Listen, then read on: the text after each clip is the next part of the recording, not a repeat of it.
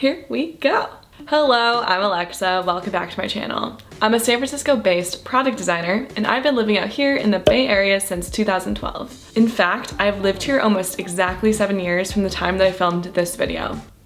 That's a long time. The reason I first moved out here was not to become a UX or product designer. No, definitely not. I moved out here when I was 20 to transfer my education into a design school to study graphic design. Okay, it was only partially the reason because I was also searching for a way to just start over. I needed a way to just reset my life, both in school and in my relationships, and you know what? That's okay too.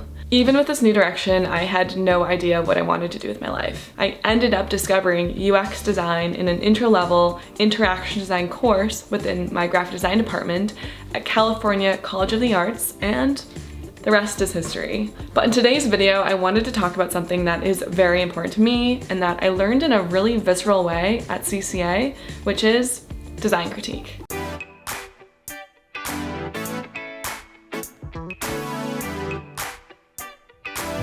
Design critique is a part of the art of giving and receiving feedback. You could have stellar design work, supposedly, but not understand how to properly gather feedback for your work, which means there are likely gaps in your design. Just like we gather feedback from our customers, we should also be gathering feedback from other designers. Design critique is not new nor a unique process to UX design. In fact, the college that I went to, which is a traditional art and design school, emphasizes design critique as one of the most important learning opportunities that students will achieve through going to school there. And I can attest to that. For each of my classes there, we would have design critique at least 2 to 3 times a week, which is about every class period.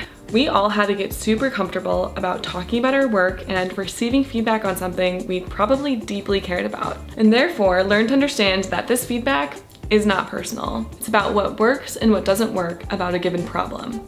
Let me say that again. Design critique is about what works or what doesn't work about a given problem. This means design critique is objective, not subjective or personal. If you only remember one thing from this video, let it be that. At work, we hold multiple design critiques during the week with different design groups in order to stress test our work. And when you get really good at design critique, it's important that you bring other people into the conversation from other teams in order to gather more perspectives. This idea of differing ideas and perspectives is exactly why the idea of diversity is important in building products. Ultimately, it is the designer's job to take in all of these ideas and make the call as to what is the right objective decision to design for when designing the product, taking into consideration both the business and the customer needs. Okay, so now we understand why critique is important, let's run through how to properly set one up. The first thing to understand is your role, and there are 3 of them: presenter, facilitator, and audience. Anyone who's participating in a critique needs to know their role.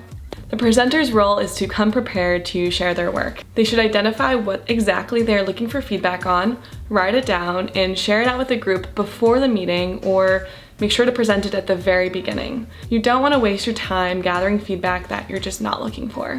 They should also let the group know if they would like feedback during the presentation or directly after. The flow of the conversation is up to them. The facilitator's role is to track time, take notes, and manage the group dynamics. Taking notes for the presenter is a really important job because it allows them to just focus on the discussion and not worry about taking down notes for memory. As far as managing the group goes, there are a couple of examples.